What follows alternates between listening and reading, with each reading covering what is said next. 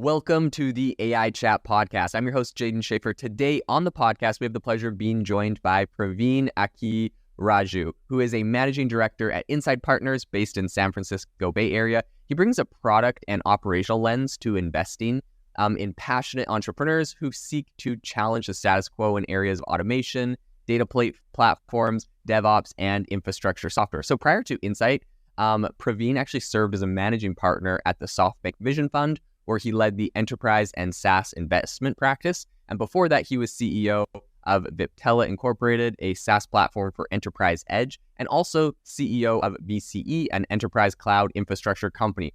Welcome to the show today, Praveen. Thank you, Jaden. Pleasure to be here. Have you ever wanted to start your own podcast? I record and publish podcasts on a platform called Spotify for Podcasters, and I absolutely love it. Essentially, you can upload from your phone or computer, and it distributes to every platform that plays podcasts. They support video podcasts, and you can make money on the platform with ads or even podcast subscriptions, something that has made my life so much easier as a podcaster. So if you're interested, I highly recommend you give it a try. You can download the Spotify for Podcast app, or go to spotify.com/podcasters to get started on your podcast today. Super excited to have you on the show. I wanted to kick this off. I'm going to ask you a little bit about your background specifically. I mean, I guess the first thing is, did you always know, you were kind of interested in tech and in this space, investing and whatnot? Or is this something that you kind of discovered throughout your career and your journey? Like, talk to us a little bit about your journey to becoming where you're at now.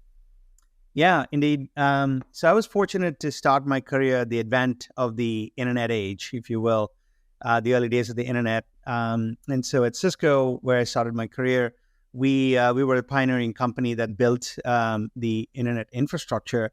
So I got to see sort of the entire economy that we take for granted today, built from the bottoms up. And as part of that journey, I got to play many different roles. I was in engineering. I was a product manager.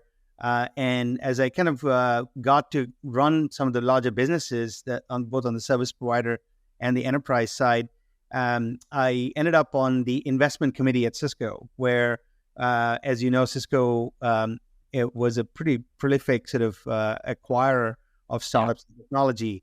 And so I got to sort of get a front row seat in the thought process of sort of how technology gets built and just the whole sort of, build versus buy. You're a large company. When do you go acquire companies? How do startups actually deliver value? And so it got me really intrigued into this sort of the startup ecosystem. And so as my career progressed and I transitioned out of Cisco, I ended up at Viptela, which basically was a bottoms-up startup where we were, building a SaaS platform. It was like a 40-person team. Okay. It was a phenomenal experience. So I got to basically transition from sort of the large corporate environment to more of a startup environment. And I would say that was one of the hardest jobs that I ever did, managing a small company because it's it's a lot of fun, and it's also it's a high wire act in many ways. And so I think that experience of kind of building businesses both within large companies as well as as a startup, scaling the business, and eventually we did get acquired. So gave me a pretty good perspective of, how technology and products get built, delivered, and how do you compete in markets and such like. So when I kind of wrapped up at Viptela post our acquisition, one of the things that sort of I really wanted to do was to kind of take a step back and look at the broader ecosystem, the broader picture of how technology was evolving. This was in the 2017, 2018 timeframe.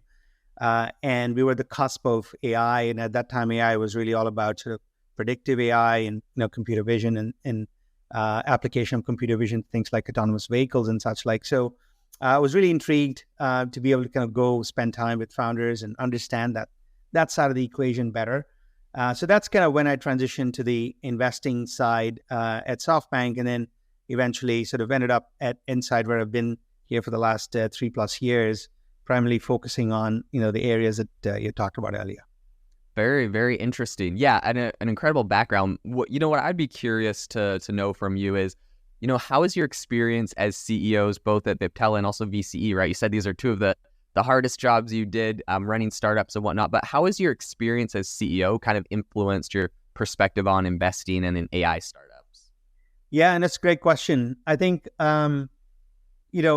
you realize when you're sort of running a company and running a startup, it really, there's so many variables that determine success, right? Yeah. It's not just the quality of the idea or the quality of the market that you're in.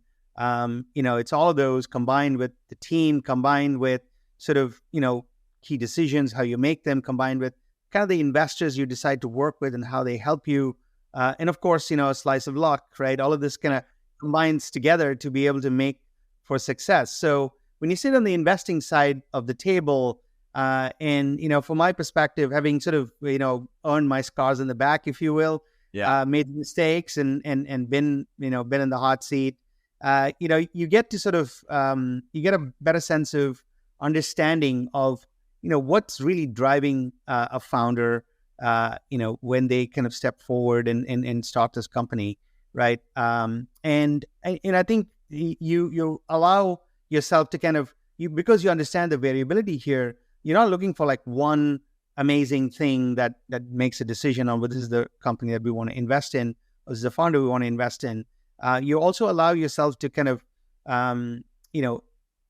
let the founder kind of discover that journey. So some of these pieces are not fully defined, right, at the early stage. So, because, I've been down that path, like, there'll be certain aspects, certain decisions that are not clear till you get to a certain point in time. So it really kind of builds a much more holistic way of looking at, an investment opportunity and a founder. And, once we make the investment as well, I think you obviously respect a founder's journey, right? And, my journey will be different from, founder's journey, right? As different points in time, different variables involved. So you respect that. And so you try to help where you can add the most value, right? As opposed to sort of trying to replicate what you've done. So I think there's a sense of sort of better, deeper understanding of the process of building a company and what it takes for a company to be successful.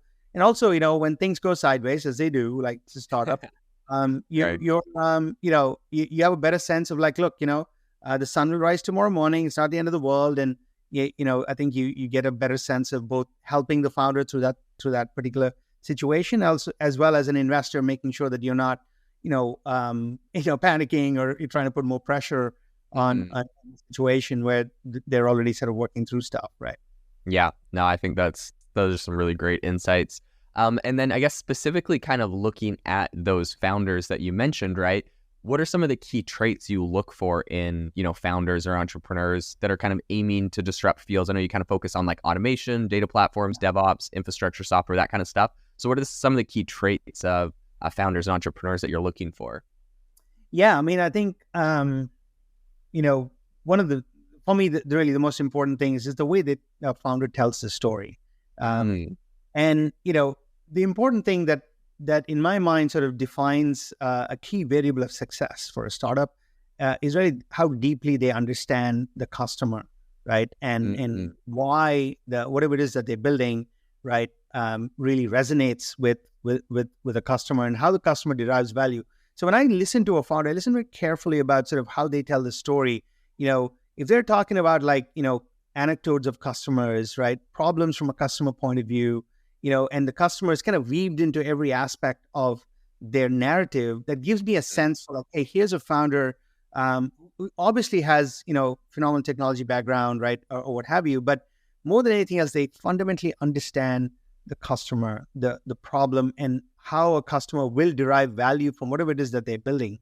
Because, success for a startup is really, as we talked about, multiple different variables. But one of the key variables really is, their ability to connect with customers in a meaningful way and ensure that they are realistic about how a customer will derive value from the product that they're building. So any understanding of that at a profound level is really sort of, from my perspective, the most important thing that I look for. Very cool. Yeah, no, I think that's incredibly important. I love your focus there on customers, because at the end of the day, we all know founders are people that have great ideas or a vision for something, but the amount of the startups that have pivoted is obviously insane. And if you don't have that product market fit, if you don't really understand the customer, you're kind of just building in the dark.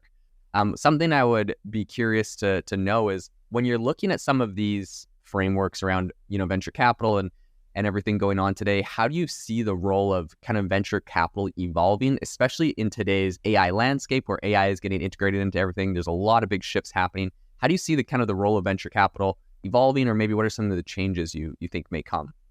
Yeah, I mean, I think I'm a late comer to the investing game, if you will, right? I've sort of transitioned to investing after a long career as an operator. Mm-hmm. So, my perspective obviously it would be from that angle. Yeah. So, I think the way we are right now in sort of a challenging economic environment. I've seen a couple of these cycles on the operating side. Where we went through the 2008 sort of recession and the impact that had.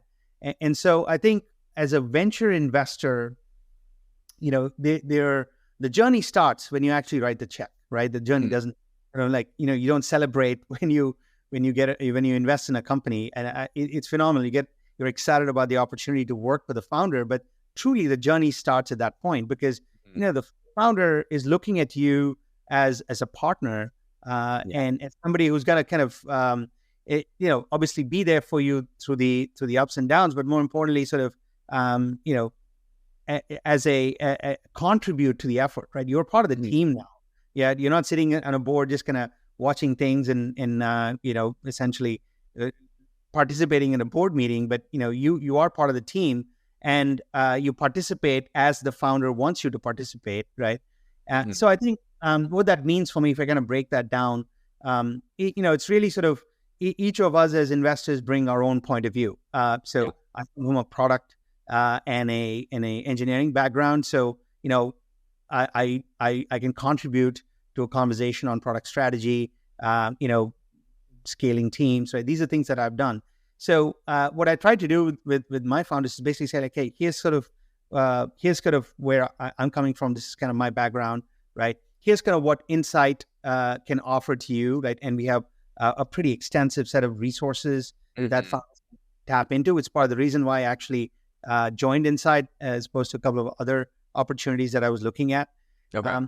And then you sort of, build a relationship of trust with the founder where they feel comfortable enough to come to you and say, like, hey, I need help in these particular spaces. And so, whereas end of the spectrum, you're everything from obviously, a capital provider to, a product strategist to, helping them with hiring to, being a therapist, just kind of walking through difficult situations, right? Yeah. You play different roles.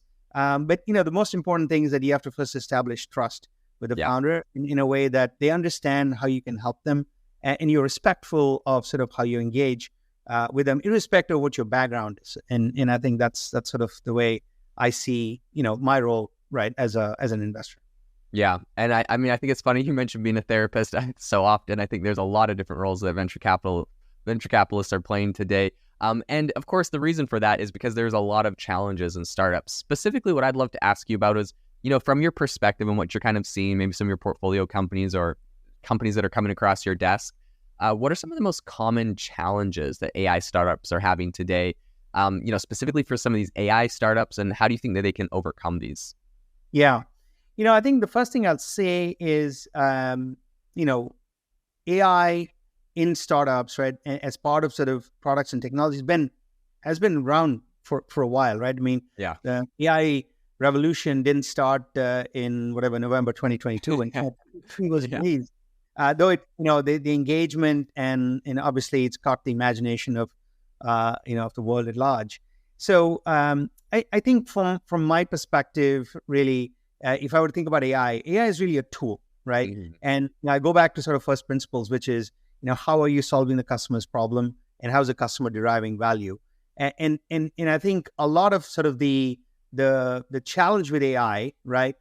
Or sort of, I wouldn't say challenge, but the challenge opportunity is really to understand deeply how AI can further help a company engage with their customers in a meaningful way, or deliver value to their customers in a meaningful way, in a better way than the way they were doing it in the past. if those two don't check out, then there's no reason for you to be using AI, right? So I think that's an important thing to understand. AI in and of itself is not sort of doesn't, it's a technology, and so how you use it to deliver value is kind of where the rubber meets the road.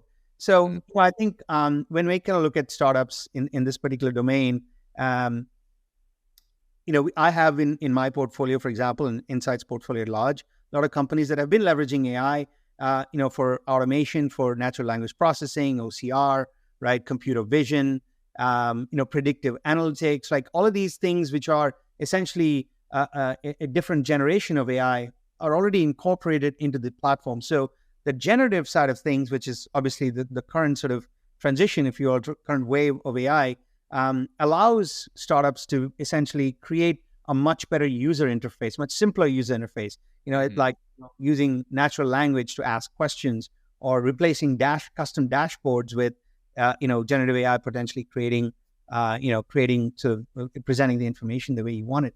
So I think what we're trying to help our startups with is to really help them, just think through this process of, how is the addition of AI, or, the enhancement of the AI capability that you have in the platform helping you differentiate yourself in the market with a better product and better value proposition for customers. And I think that really it comes down to that. AI is a tool. It's not, sort of an end in itself, right? Yeah.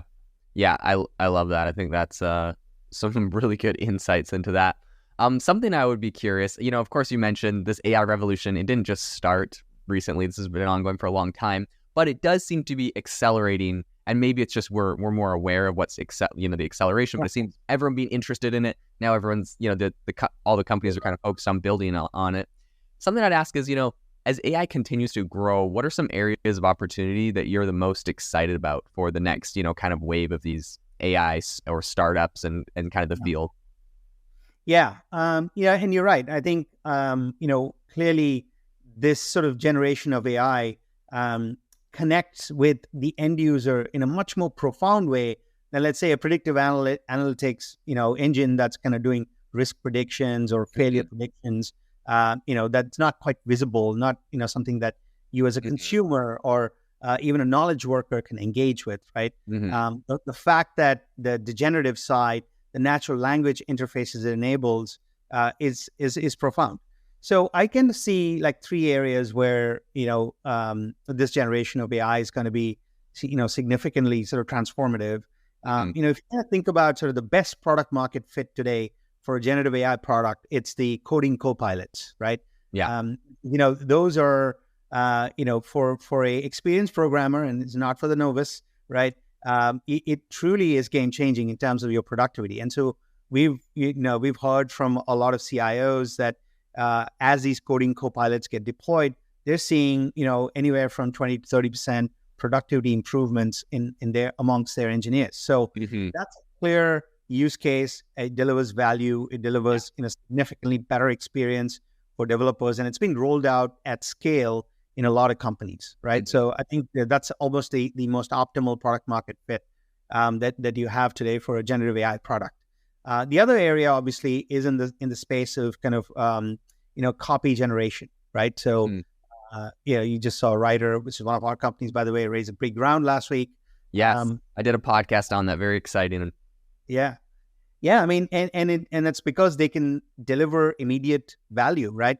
Productivity for marketing professionals as well as the function as a whole. So that's another clear area where output is being generated, and AI is helping accelerate that process, right? With a human in the loop, right? Making things much more efficient, much more faster, much more accurate, right? So that's another area. The third area, I think, is really sort of where we're still in the exploratory stage, but we see a lot of sort of efforts in the space is really about data extraction, summarization, right? Because this is another superpower of generative AI. So, you can think about like examples where, if you're doing research on a new drug, being able to kind of study drug interactions, right? You might have this content spread out in multiple different research papers or document, or publications of different drug providers, being able to synthesize all of that and help a human researcher accelerate their process of figuring out, right, in a good amount of detail, these interactions and where they need to focus their research on. So this whole sort of data extraction and summarization and as kind of a part of a business process, I think, is another area where we see, I think, a lot of experimentation happening across different verticals. It could be pharmaceuticals, could be automobile, right? Could be, just even data synthesis, things like named entity extraction, I think is going to be, pretty significant, right? And then the other area is automation, automation of workflows. And you've had sort of a generation of, business process automation out there for a while, RPA companies, that have been out there for a while. I think generative AI is transformational in this space. And primarily because I think you had a lot of these like no-code, low-code ways of approaching automation. Yeah. This could potentially, and still TBD being worked out, right, replaced by a natural language interface. So, the sort of utopia of this kind of technology is that you can describe an automation. You as a knowledge worker might say, hey, scrape my LinkedIn for everyone with a founder title, sort them by put them into a Google Doc, sort them by geography or by, area like AI, and send that list to my teammates in a Slack, right? And you might just describe that in natural language, and you should be able to basically build that automation and have it executed, right? Yes. So I think that's that's a transformational way where we see like, I gave you a knowledge worker example, but there are much more complex workflows in the enterprise that could potentially be transformed. So those are some of the areas. There's a lot more, but this is where I see a lot of very interesting things happening. Yeah, absolutely love that. I totally agree with you. These product workflows and automating that is going to be so key. I'm currently, working on some similar projects in this space and just see some incredible opportunity there. Praveen, thank you so much for coming on the podcast today and for sharing your insights, everything you're seeing in this space. Absolutely incredible to be able to hear from you. Once again, thank you so much for coming on the show. To the listener, thank you so much for tuning into the AI Chat podcast. Make sure to rate us wherever you get your podcasts and have an amazing rest of your day.